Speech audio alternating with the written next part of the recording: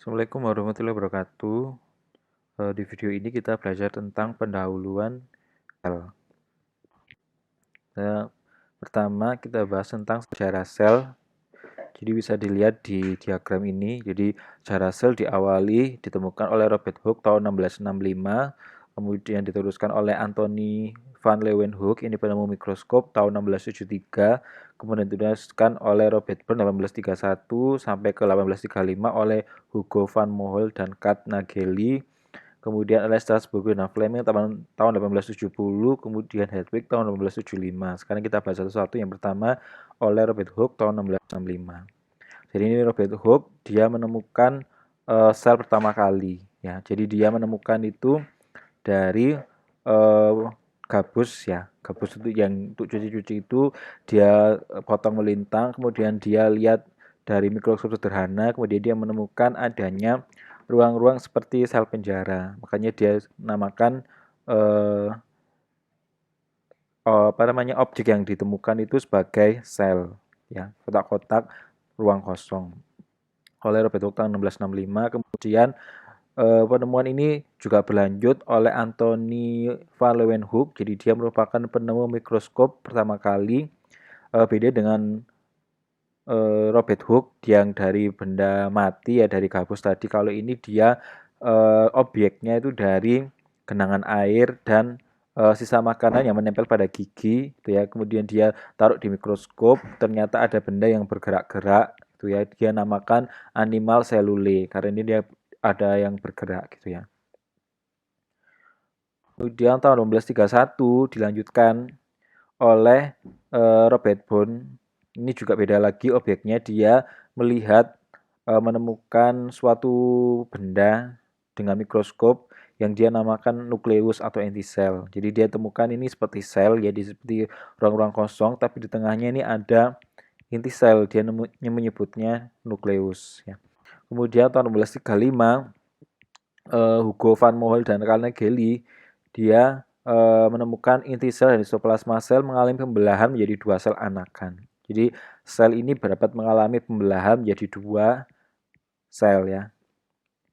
Ini penemunya oleh Hugo van Moel dan Carnegie, kemudian Edward Strasburger dan Walter Fleming.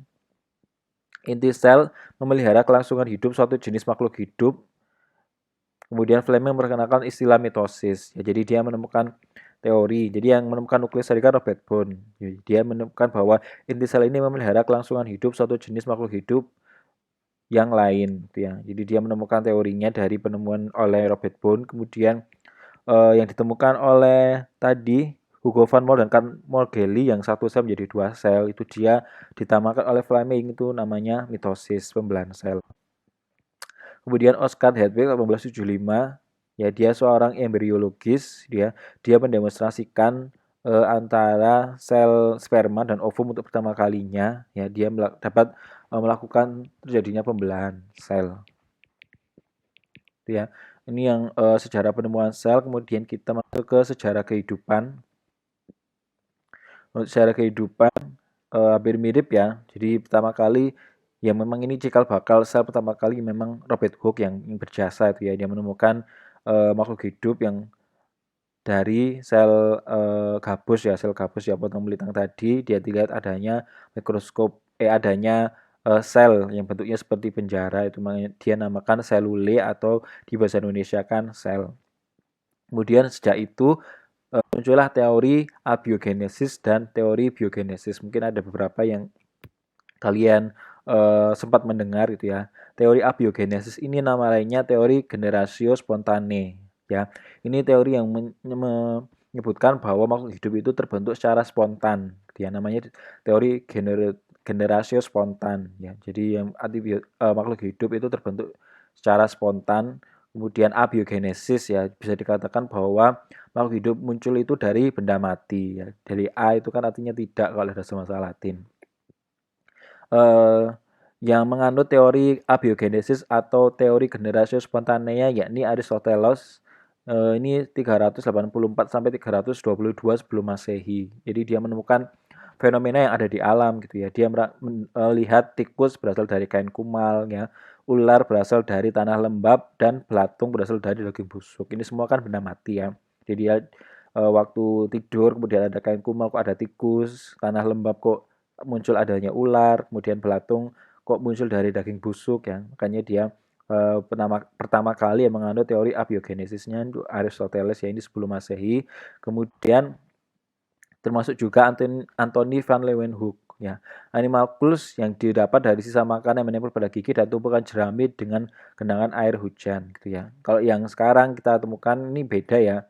Kalau dulu kan nyebutnya animalcules. Kalau yang kita lihat yang menempel di gigi itu biasanya bakteri ya. Sedangkan yang ada di tumpukan jerami dengan genangan air hujan itu banyak bintik-bintik ya, atau seperti protozoa gitu ya. Kalau dulu kan masih ada mikroskopnya masih sederhana, kemudian dia lihat ada yang benar bergerak, maka jadikan satu namanya animalcules ya.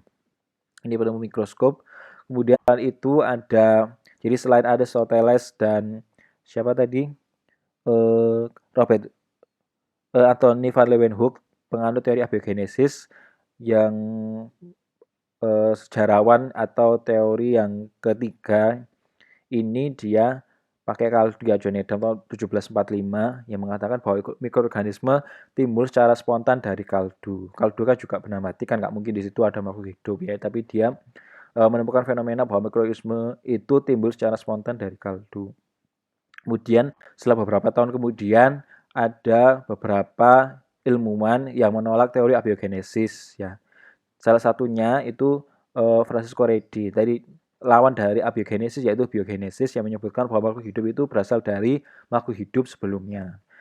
Ini bedanya kalau yang teori abiogenesis itu dari fenomena dari alam ya, yang melihat adanya benda mati kemudian muncul makhluk hidup. Kalau teori abiogenesis ini dia melakukan riset ya.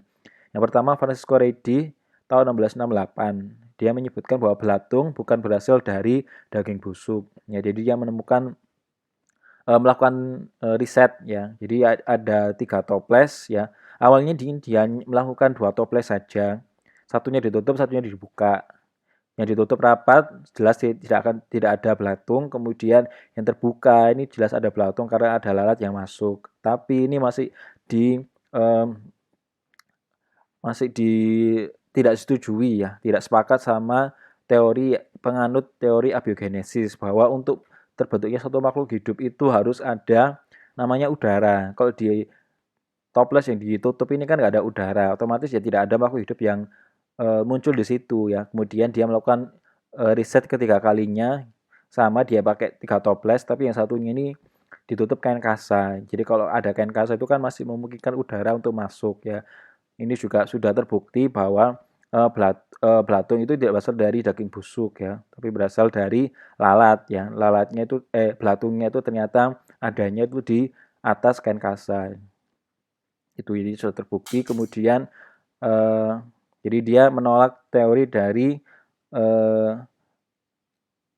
Aristoteles ya, tadi menyebutkan bahwa belatung itu berasal dari daging busuk. Kemudian ada peneliti selanjutnya yakni Lazarus Spallanzani. Jadi dia menolak teori dari John Adam tadi yang menyebutkan bahwa mikroorganisme itu berasal dari kaldu. Jadi dia melakukan riset pakai suatu labu diisi kaldu, dipanaskan, kemudian didinginkan, dibiarkan terbuka, ada mikroorganisme. Sedangkan di labu yang lain ya dikasih kaldu, dipanaskan, kemudian didinginkan, ditutup rapat, itu tidak ada mikroorganisme. Sama seperti teori dari Francisco Redi. Jadi masih ditolak oleh penganut teori abiogenesis bahwa untuk munculnya suatu makhluk hidup itu harus ada udara, sedangkan yang di sini kan ditutup rapat tidak ada udara. Jadi masih ditolak mentah-mentah oleh penganut teori abiogenesis ya. Kemudian ada Rudolf Virchow juga, dia salah satu penganut teori biogenesis. Sel hidup hanya dapat timbul dari sel hidup yang ada sebelumnya. Kemudian dari penelitian Lazarus Spallanzani disempurnakan oleh Louis Pasteur tahun 1861. Ini merupakan bapak mikrobiologi karena ada beberapa jasanya yang masih dipakai sampai sekarang. Misalnya untuk sterilisasi susu ya pakai pasteurisasi kan dari nama belakang dari Louis Pasteur. Kemudian ada pipet Pasteur, kemudian istilah disinfektan antiseptik itu juga diperkenalkan oleh Louis Pasteur ya. Teori yang terkenal yaitu mikroorganisme terdapat di udara dan dapat mengkontaminasi larutan steril. Jadi dia memodifikasi labu dari Lazarus Palanzani tadi. Dia diberi layer angsa ya. Sama dari kaldu dimasukkan kemudian dipanaskan. Kemudian layer angsa juga dipanaskan, kemudian dibiarkan beberapa waktu. Ini kaldunya masih steril ya, sedangkan debu dan mikroorganisme itu terperangkap di lekukan dari layer angsa. Selama kurun waktu yang lama, kaldunya masih steril. Sedangkan di sini udara sama debu itu terjebak di lekukan labu layer angsa. Gitu ya. Kemudian dia pakai riset yang lain ya, kaldu kemudian taruh di labu, dipanaskan kaldunya dan layer angsanya, kemudian dimiringkan ya supaya ada kontak antara lekukan ini yang dekat sama udara dengan kaldu. Selama dalam waktu yang singkat itu ada mikroorganisme dalam kaldu. Jadi ini cukup membuktikan bahwa makhluk hidup itu mikroorganisme itu berasal dari udara, bukan dari kaldu. Sekian untuk pendahuluan dan sel, secara penemuan sel. Saya akhiri, wassalamualaikum warahmatullahi wabarakatuh. Mungkin ada yang tanyakan.